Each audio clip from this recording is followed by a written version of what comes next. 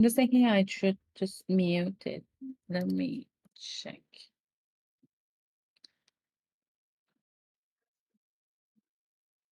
I don't see it.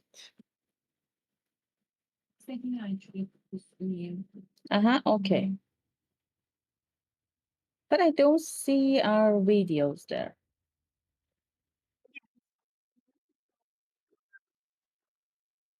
Okay. Yeah. Okay. It's just showing the cover. So, okay.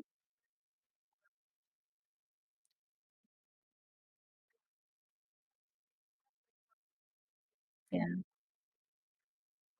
Awesome. Awesome. Hello. Hi, Hello, everyone. everyone. Hi. Today we are live with the amazing Elle. Hey. She got the same second name as me, so you can consider us Yeah. sisters. Oh, Oh, and hey. We can see ourselves here. yeah, you can see it. Are we good? Yeah, Am yeah, I yeah. looking good? Yes, you're perfect. Thank you. So I wanted to apologize for last week because I didn't go live. I promised, but I didn't. Sorry, guys. I was sick.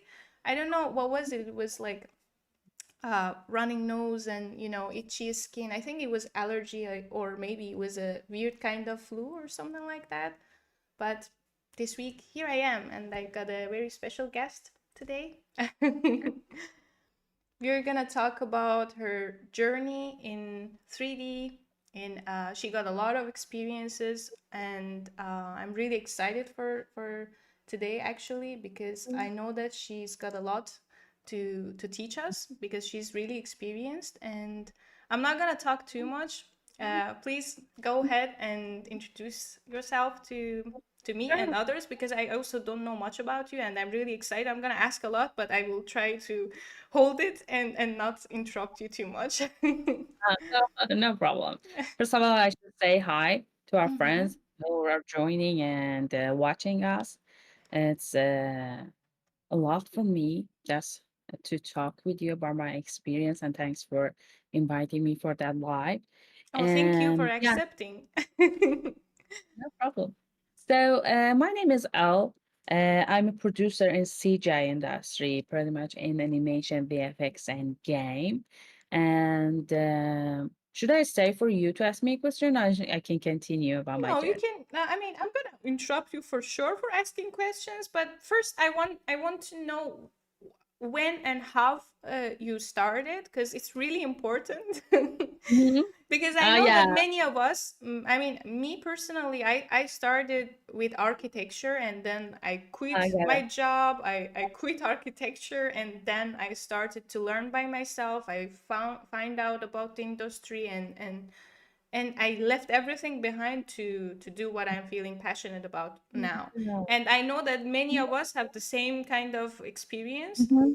because I don't know, I heard it a lot from my friends who are doing the same thing that they got different job and then they quit, they started to learn by themselves, and I want to know how did you start actually. Yeah. Mm, that's really a great question, especially in this industry that everybody's Mm-hmm. coming from other worlds, and seems like we meet each others in the projects. For Yeah. me, I studied software engineering, but the story of starting the software engineering backs to the time that I was 12. I introduced to the computer Wow. when I was 12, and I was learning computers, pretty much doing things with the help of that. Mm-hmm. I don't know, it was the Windows 98 or XP that Mm-hmm. we were working with. And I found out that there's something like video games that I can play. At that time, if you remember, we had Sega, we had consoles, we had Sega, we had Nintendo Mm-hmm. in our hand, and playing games in computer was another world and a different experience. My first experience was with Tomb Raider, Lara Croft, that I got into the to something just got me that I should work for this kind of things. I didn't know what what it Yeah. is. I didn't know where to start. And pretty much many of us, when we see a movie, animation, or a Exactly. game, we're like, I want to make it, and we Yeah. don't know How? the behind Yeah. the scene, yeah, and we don't know how many people working there, and we're Yeah. just like, I want to make it, and we don't know where we want to start. So I waited just to go to the university, and in Iran, Mhm. I born in Iran, and Mhm. in Iran, it was like at that time there were no game or animation major in the universities, and I was like, okay, so it's something related to computer Mhm. and something related to software, and I heard something about codings for gaming, so maybe the software engineering would work and help me, Mhm. which really helped me, and I'm gonna Mhm. explain you later. And then little by little, I started doing some jobs in the tech industry, in IT industry. I started working as a networking administrator, And how old and were you when you started to work actually? I was 20. I was Oh 20. wow. Yeah, yeah. Wow. Beside my studying, I started Mhm. working, and I was really a curious person, and I wanted to jump into the industry, Mhm. and I wanted to work. The work matters for me more than just study things, and Mhm. so. I started just working, going from somewhere to another. Then I started teaching computer, and none of them just would lead me to um, go to the making game or animation. Mhm. And I just knew that I want to make a game and animation, but it's not the way. Little Mhm. by little, I decided to change the industry, and that was just a pivot point of my life, that Mhm. I decided to go do something very differently to just earn money to learn animation. At that time, there were courses about animation and game in Iran. There weren't that much about game. There were about animation, and I went to a boutique Mhm. to sell clothes to people to just have earning, and then with that money that I earned, I started to join the courses and learning from animation. Mhm. That course helped me a lot.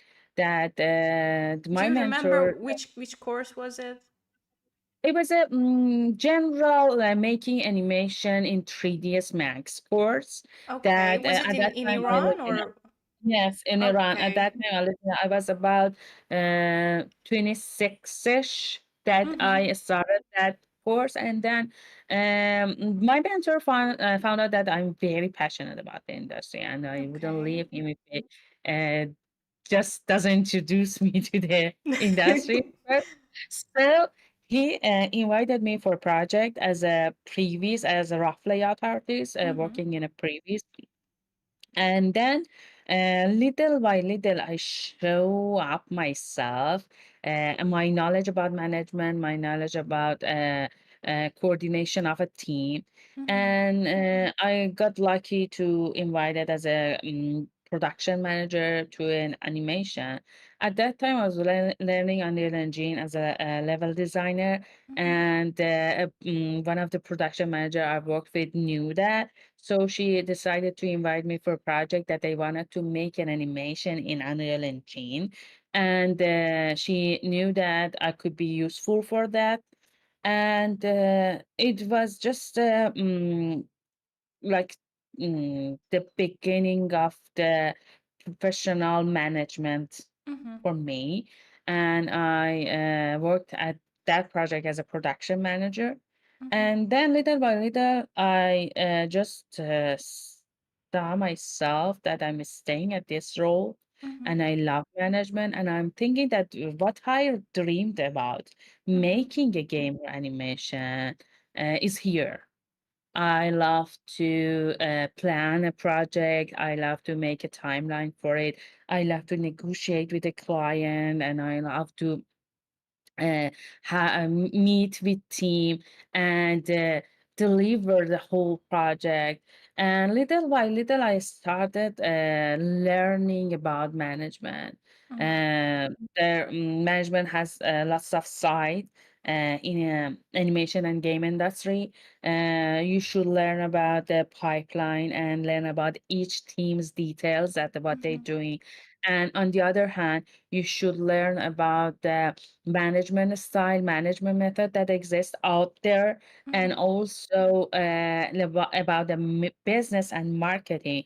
Because little by little, when you became a producer, you should know all about these things because you want to pitch a project, Mhm. you want to plan a budget, you want to plan a timeline for your team, and you're responsible for the whole delivery of the animation or game that you're working with. So you have to know a lot. And little by little, I started passing courses, and during all those experiences, as you know, I moved from Iran to Turkey Mhm. and then United Kingdom, and now I'm living in the US. And the thing that I'm really proud of Mhm. for myself is that I really try to gain experience and also knowledge at the same time. Mhm. So I started educating myself by applying to courses, and also I found out that out there's not much. Courses about management in animation and game. Mhm. And I started to transferring the management style and method for myself. And Mhm. that just encouraged me to start my YouTube channel and Instagram page to tell my experience and knowledge about management Yeah, to in other people. fact, I saw you making really good content on Instagram. I didn't know about your YouTube channel, but I know Mhm. you make really good content on Instagram. But is it in Persian or also in English? I think I saw you posting a few times in English as well, right? Instagram used to be in Farsi, Mm-hmm. but little by little I decided to change it in English because Mm. more of the Farsi people know English, but Yeah. English connect me to the international world. Mm-hmm. And but my YouTube channel started in English, and it is still going in English. That's great. I think you should continue in English because, as you said, like many of Iranians, we speak English. So Mhm. it would be useful for like people who are in Iran or also from around the world because it's in English Yeah, and pretty much yeah, everyone speak English around the yeah. world. I also got this suggestion from one of my friends that Mm-hmm. if you want, you can put a caption in Farsi, but it's better to Yeah. just make it in Mm-hmm. English. And I thought that, yeah, that could work. Yeah. So, how do you define your work, a producer? I know I asked you before the call because I was curious, like, what do you Mhm. actually do? But I want you to explain to also to the audience Yeah, and also with more detail because I'm still having a bit of curiosity, like, what do you actually do? yeah. When we call ourselves a producer in CGI industry, there are differences and there's similarities. Mm-hmm. In a film and in film VFX and animation, normally producer is someone responsible for communicating with client, responsible for planning a project. As a matter of the budgeting, we call it in VFX biddings for the project, Mm-hmm. and also the payment plan and other stuff, and is responsible for the delivery. But there's another role in animation and VFX industry called production manager, which is Mm-hmm. responsible for team management, timeline management, and delivery of the team, and communicate with team members, artists, and technical people. But in the game industry, it differs a bit. Mm-hmm. When we call a producer, the producer could be like a production manager Mm-hmm. communicating with that, depending on what type of company you're working. Mm-hmm. And it could differ if you're working in a small company or big company, because Mhm. sometimes big companies has their own definition of Mhm. people. Their Some own have their policy, it's changing yes, from company they're to pretty much another. saying you that okay, you're Mhm. responsible for this or responsible for that. But normally, when talking of a producer in gaming, you're pretty Mhm. much responsible for communication with team, because big production in game is very different, and managing the budget and pitching it is very different than when you're talking about film or talking about animation. It's cinematics is and films are pretty much fast paced, Mhm. and managing those budgets and teams are very different. You normally have one or two team that you're working. Projects come and go very quickly, but in game you have a team for 3 to 5 years you're Mhm. working with. So you're pretty much working with a bigger budget in Mhm. the game industry. But the thing you need to know is that you need to know marketing, you need to know business, you need to know communication is the Mhm. most important thing that you need to know.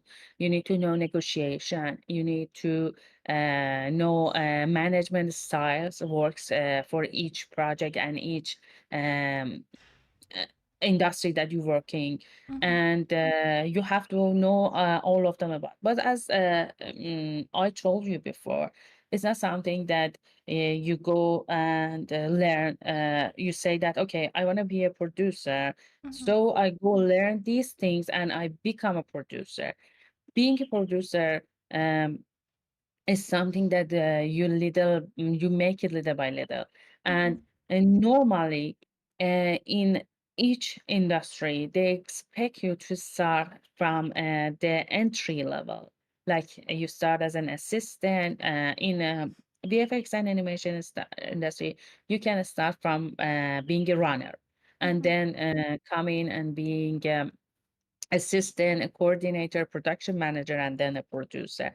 It's the steps that you pass for being a producer. But in the gaming industry, it differs. Sometimes you come from a QA role. Sometimes you come from the art role and you're switching. Sometimes even you're coming from a recruiter role and Mhm. you're switching to associate producer. And and from associate, you start being a senior producer and then Mhm. going to the executive levels. And the thing is, there are differences and similarities doings in each industry, but sometimes people focus on just one industry, like just film, just animation, just Mhm. cinematic, just game. But sometimes people like me love to just do all of them together, and you become capable of doing everything at the same time. So But you it's hard. also It's hard. You have to Mhm. learn a lot. So you also did like 3D and Um, animation. yes. Both of them. Animation, normally, animation could be 3D, could be 2D, could be live action, Mhm. could be anything. Mhm. And I did 3D animation, I did 2D animation, I did live action, Awesome. I did VFX, yeah, I did games. And I also did I work for some AR company that Mhm. working for applications and things. Mhm. But you know that, but you know the management and you know the Mhm. pipeline and detail. You can switch between these industries. Mhm. It's not that easy. Sometimes you have to go for just a beginner level if you wanna get in, but if you did it and you have it in your resume, so you did. So talking about communication, I know that you wrote something on your Instagram bio. You translated this book, which is Mhm. called The Body Language, the Digital Body Language, right? Yeah. So I really want to learn some digital body language. I feel like I need to learn communication. A part of me doing this kind of, live sessions and, talking with other artists is like I really want to communicate with other artists because through this communication, not only I get to know you as an artist, as another individual, I also get to know myself because I know myself through the communication with you and Yeah, yeah, others. yeah, yeah. That's pretty good point you're saying that through Mm, communication you can know yourself better. Yeah, exactly. that's really good point. Yeah, that's what when I moved from my home country, Mm-hmm. the first country that I lived was Turkey. I didn't know any word in Mm-hmm. Turkish, and I remember it was hard communicating with people. But they are so kind people, and they started to communicating with me with the body language, and they help you. They all the Wow. time when you ask a question, even if they didn't understand what you're saying, but they get your hand and try to help you, and that was Oh, that's very, so very sweet. yeah, that's very sweet. And you learn things, Mm-hmm. you learn that even if you don't know the language of people, but Mm-hmm. something would go, and this is the body language that we're Mm-hmm. talking about. But when I moved to the UK, so I could speak English, I could write in English, but I felt something off.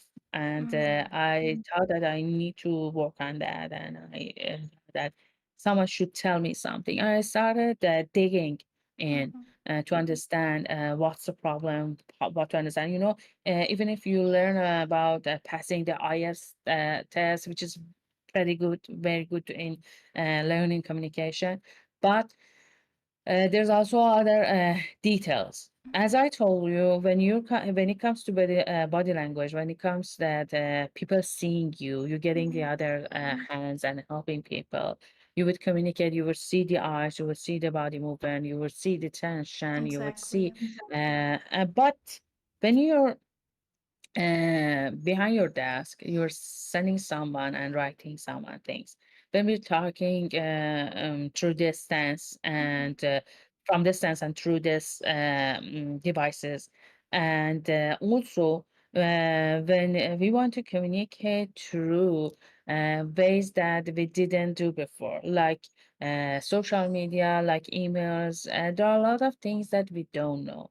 We need to know that when we write a sentence, but the what is the message of that Mm-hmm. sentence that we send to someone, Mm-hmm. and what should we expect to that from that person to respond us. Mm-hmm. And also, there are some rules of using communication, digital way of communication, like Mm-hmm. emails and social media.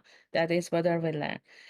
I started reading this book, Digital Body Language, written by Erika Dawan. Mm-hmm. She's she's a keynote speaker talking about communication. And it was very interesting for me because it mentioned that how digital body language could affect our life, our personal life, Mm-hmm. and also our professional life.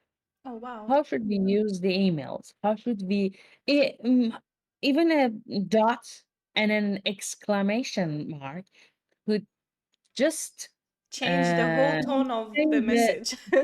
change the tone, change the message, and change everything. Change the Mm-hmm. result of a negotiation could rely on that.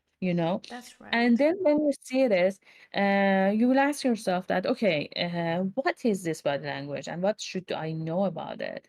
So she started explaining that, explains that first of all, what affects on understanding a sentence from someone and Mm-hmm. seeing something from someone, and which is culture, the gender, and the even the age of those people. Mm-hmm. And also, the good thing is that she has a solution for that.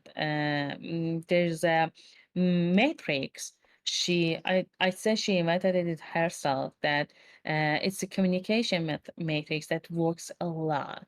And when you see yourself, she has a solution that if you see yourself at this point of this matrix, so it's better Mm-hmm. to do this. So I found out that it's a very cool thing, and because many Iranian are Living abroad. immigrants, and I Yeah. yeah, and I saw it that the difficulties that I have, I seen in other people. Mm-hmm. So I thought that it's good to translate in Farsi to share it Mm-hmm. with other people, and also Yeah. introducing it to other people in the world that okay, there's a this book exists Mm-hmm. and you can use it, you can read it, and it helps you. It helps you when you connect with someone. Mm-hmm. Especially these days, we pretty much rely on networking when you Mm-hmm. want to work, when you want to find a job, Mm-hmm. uh, finding a job is pretty much on your networking. 80% of the jobs coming from your network. That's right. And most of the time, especially after COVID, people learn that you cannot go see someone, Mm-hmm. but you can connect and communicate through meetings, through emails. Mm-hmm. That's right. And for me, someone working in production, I told you that the communication and negotiation is very big part. Mm-hmm. When you want to talk with a client, when you want to negotiate about money, when you Mm-hmm. want to negotiate about a project. And That's most of the true. time, these things are happening nowadays, happening far away through digital Mm-hmm. tools. So we have to know that. Yeah, I think it's very important because also for me sometimes, I look at the conversation in the chat or in the email and I'm like, okay, here when I wrote thank you, this really doesn't mean I'm thanking the person. This means like I'm giving the confirmation, like thumbs up. Yeah, I will do it. It doesn't actually Yeah, mean yeah, thank you, but in the communication, everything can change. and yeah, and yeah, yeah, and yeah, it's really important. Sometimes you can say something like, I will send you the file, but with this tone, and the other person gets offended because that's not how you should say it. And it's really yeah. important, as you said, like many projects, even big ones, rely on how you communicate with the client or even inside the teamwork. It's also very important. Yes, yes, yes, yes, yes. It's so Yeah. important. I think it's important for any individuals to learn about Mm-hmm. communication. Human live in society, Mm-hmm. and we True. have to communicate with each other, Exactly. and we survive through communication. Exactly. Survive through social life. So we have to learn. When we just when we born, we're Mm-hmm. through the family. We have our parents, Mm-hmm. and we see people around us. Mm-hmm. So we copying people around us, and we're not thinking that okay, how important it is to communicate with other people. We go to schools, we find friends, and we keep our friendship and for a long time, but Mm-hmm. when we decide to get separated from them, Mm-hmm. we move, or we're just immigrate from a country to Yeah. another, we will understand that something's up. We didn't Mm. learn something. We were Yeah. just copying, and we didn't know how important it is to communicate with others. And so I'd say for us, that would be more important, and we see the Mm. urge of it, other than other people that living with their families or Mm. friends. That's true because even if you don't move from your home country, it's Mhm, important for us as 3D artist or some related work that we are mhm. like literally working from our home, our table that we're sitting, our desk. We are working with the whole world, with the entire world, and it's really Yeah, important to know how to communicate with different cultures, with different people. And that's just it's important to all of us to learn it, not just one individual because we moved. yeah, yeah, yeah. thinking about that and talking about that, I must say that all the management methods coming out of the communication skills, Mm-hmm. all of them, and all the rules coming out of that, especially when you're working with creative people. Mm-hmm. Yeah, I found it that all We people are are all sensitive. introverts. We don't want to talk to anyone. I mean, look at me. I'm literally Yeah. doing this kind of lives because I Mhm. want to communicate with people. Imagine I'm always in my room, hiding myself from the outside world, and everything is online. Like I'm always with my phone, I'm always on my computer, and it's Yeah, really hard sometimes to communicate actually. And yeah, it's not yeah. like That's sometimes it's not like I'm not able to do it. Sometimes it's like I forget how to do it because I'm always in my room doing stuff and I'm always alone. yeah. You feel something is off, and you feel something's Yeah. bothering you, and you don't Yeah. understand that communication, Hmm. and even having a digital communication through these things. I must say that these days that with this just economy Hmm.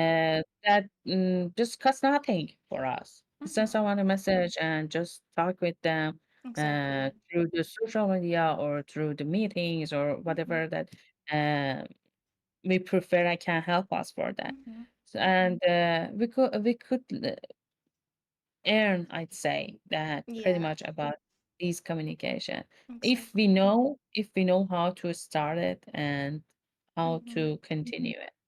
I really want to read that book now. I think I Yeah. need it. I just read it five, 6 times even after I translated this book. But Mhm. sometimes I get back to it. Mm. Sometimes I get back. There are some books that works like pretty much a reference for me. This Mhm. book is one of them.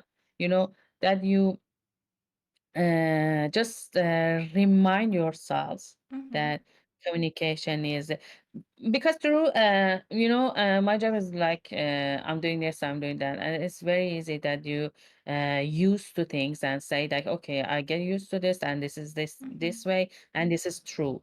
But when you get back to the book and you say, no, no, this is not right, you're doing it wrong, and it's better to improve it. And Yeah. there is every time with people there is something that you can improve because Always. uh, yeah, yeah. People are different. People are Mhm. different, and however, they are similar at some points, Mhm. but there are difference. And the way if you know that you could touch those differences, Yeah.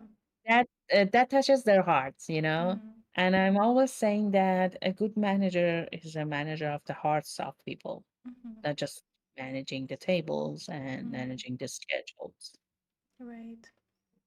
So you said you moved to the US like a Mm. year ago, right? Almost a year Yeah, ago. yeah. And did you first get the job? Are you working in the like VFX or? No, no. I'm working as a freelance producer now, Mhm. and I came here with my husband that Mhm. he had the right to work here, Mhm. and I still waiting for my right to work, and so Mm. because of that, I have to do freelance job. But Okay. yeah, but for It, me, networking doesn't mhm. stop.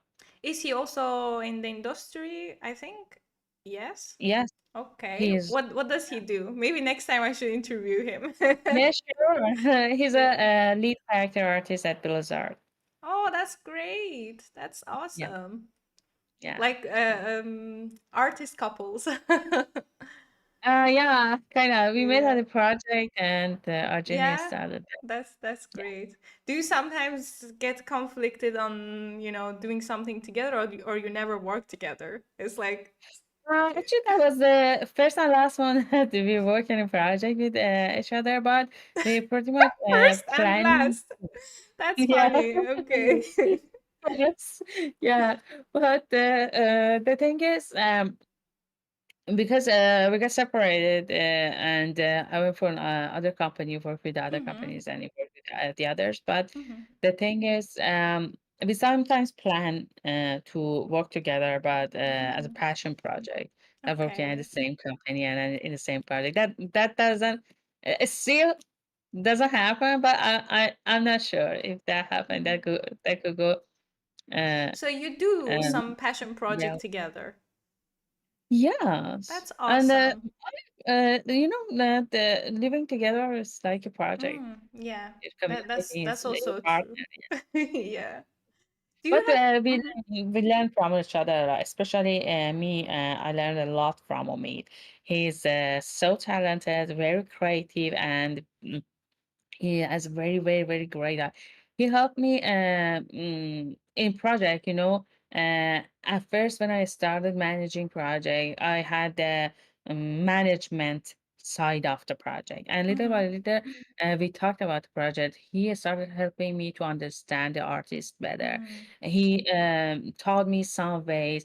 I participated in some courses regarding arts, understanding the process of the art, and also that um, helped me to understand to have a better eye, Mhm. and he so sometimes we don't know that the necessity of having a good eye as a producer in project, but you have to work with people, you have to hire some people, and Mhm. if you have good eyes and seeing the good art, that will help you Mhm. a lot. So he helped me a lot on that side.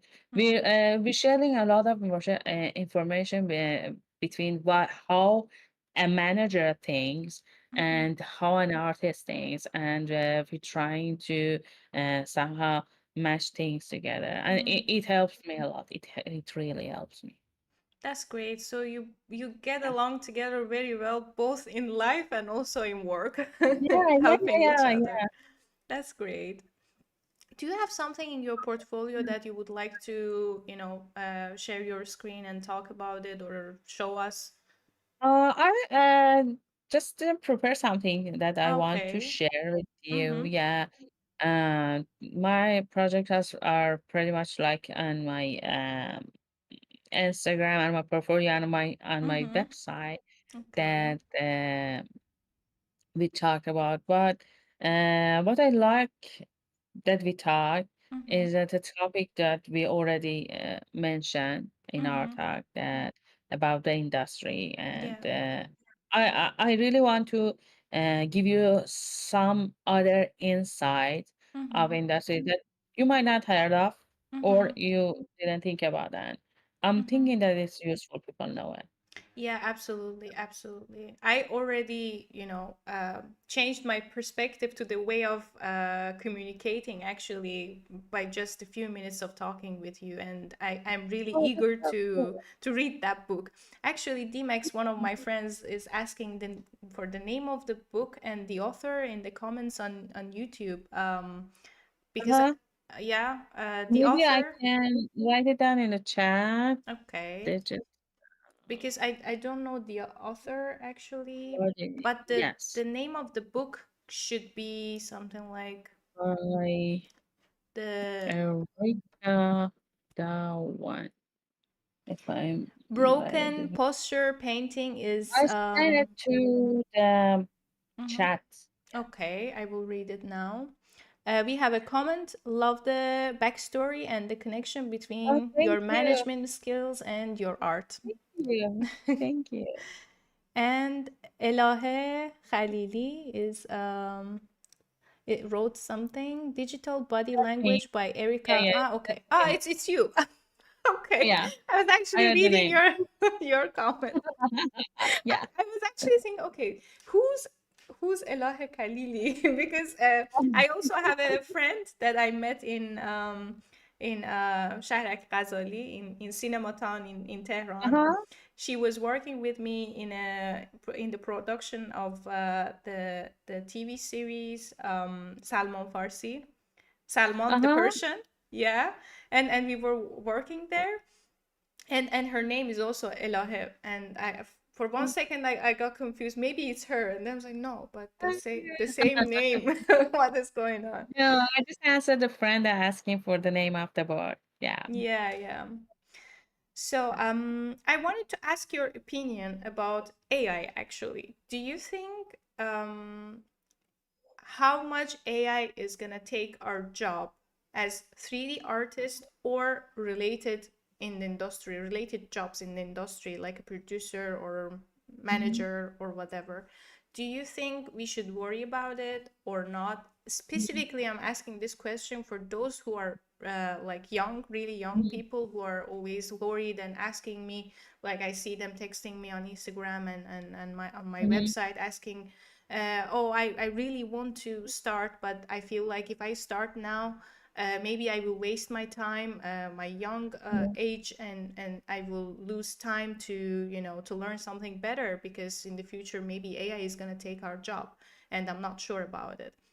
And mhm. I would really like to know what do you think on this subject? Yeah. Yeah.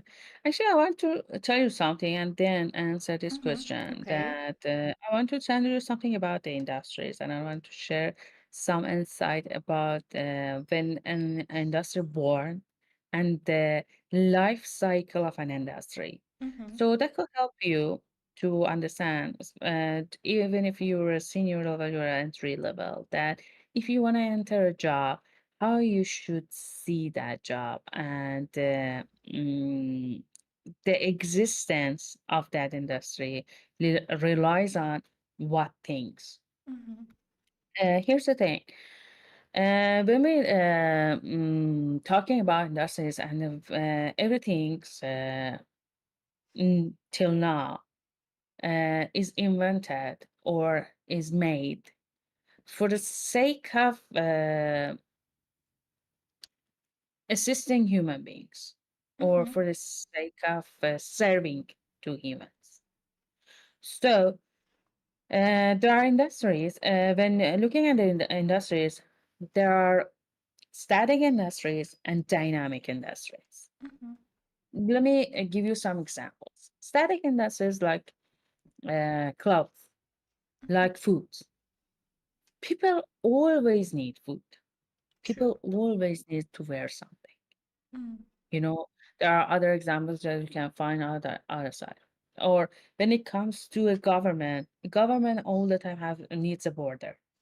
A government need to defend that border. Mm-hmm. So a government need to have a good protection, so rely on military. A government need to provide their people food, which are very basic. Mm-hmm. So have to just put budget for that. And the government should put budget for people wearings and needs. So Mm-hmm. why I'm saying this is that you will understand the importance of the things and you will make decisions. Now, taking back to the dynamic and static. So the static could be like food. And why we call it static? Because it's the process of making it, it barely changed. You know, we start just planting these on ground, we just harvesting them. We have machines, we have things that it just helps us to improve the process. But it's pretty much the same things that happening, and the need to it doesn't change. Mm-hmm. And the more population grows, the need goes higher. Mm-hmm. But thinking about the industries that are dynamic, which our industry is a dynamic industry, what does it mean? It means it changes rapidly. Why? Because it's rely on technology. Technology, when technology changes, our life cycle of industry changes. Mm-hmm. You know, when you might see or you might have friend that started making animation uh, in 2D animation and they're doing it on piece of paper Mm-hmm. and your friend might doing betweens. Mm-hmm. And then that friend these days doing 3D animation, modeling, animating, whatever stuff.